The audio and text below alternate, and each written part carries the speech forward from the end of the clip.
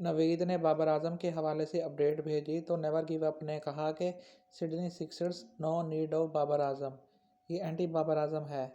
یہی نہیں، اس نے نیچے کہا کہ Babar Azam is not a proper player. پھر اس نے یہ الٹا تھم بھی بھیجا، یہ والا۔ اچھا، پھر اس کے بعد اس کا پیٹ نہیں بھرا، اس نے یہ تبصرہ بھی بھیجا۔ اچھا، پھر وہ بولتا گیا۔ میں نے کہا چلو ٹھیک ہے۔ میں نے پھر اس کو یہ کہا کہ اگلے سال وہ نہیں لیں گے، آپ یہ کہہ رہے ہو؟ میرا جواب یہ ہے کہ زیادہ تر لیگیں ٹیمیں ان پلیئروں کو لیتی ہیں جو سارے میچ کھیلنے کے لیے اویلیبل ہوتے ہیں۔ بابر پہلی بار کھیلا کیونکہ زیادہ میچوں کے لیے اویلیبل تھا۔ میں نے کہا کہ جب 2 سال پہلے فہیم اشرف اور آصف علی کھیلے تھے، ان کی پرفارمنسز آپ کو یاد ہیں؟ انڈیا ایشیا کپ جیتا سوریہ کمار یادو کی ایشیا کپ میں، اور ایشیا کپ سے پہلے والی پرفارمنسز یاد ہیں؟ میں نے کہا کہ فنچ نے ورلڈ کپ 2022 جتوایا، کہ آپ کو اس کی وہ پرفارمنسز یاد ہیں؟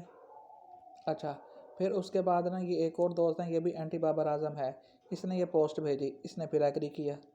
اس نے اس پوسٹ کے اوپر ایگریڈ کا کمنٹ کیا، یہ باز نہیں آ رہا تھا۔ میں نے پھر کہا کہ سب سے بڑے دانشور تو آپ ہیں جو بابر اعظم کی ناکامیوں کی وجہ سمجھ نہیں پا رہے اور فضول کی پوسٹ پر اتفاق کر رہے ہیں۔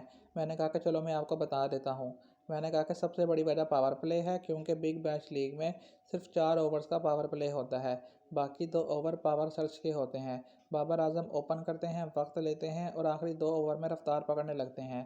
میں نے کہا کہ پھر ایک بڑی وجہ یہ ہے کہ T20 میچ میں آسٹریلیا میں آپ سنگل ڈبل کر کے اپنے رنز نہیں بنا سکتے، آپ کو سنگل ڈبل کی بجائے چھکے پر انحصار کرنا پڑتا ہے۔ بابر اعظم نے صرف ایک چھکا لگایا، یہ اس کے ساتھ میں نے کہا مسئلہ ہے۔ میں نے کہا کہ اس طرح 1-2 اور وجوہات ہیں، اور سب سے بڑھ کر بابر اعظم پچھلے 3-4 سالوں سے بیٹنگ میں بوجھے سے رہتے ہیں۔ تو نوید نے ایگری کیا مجھ سے۔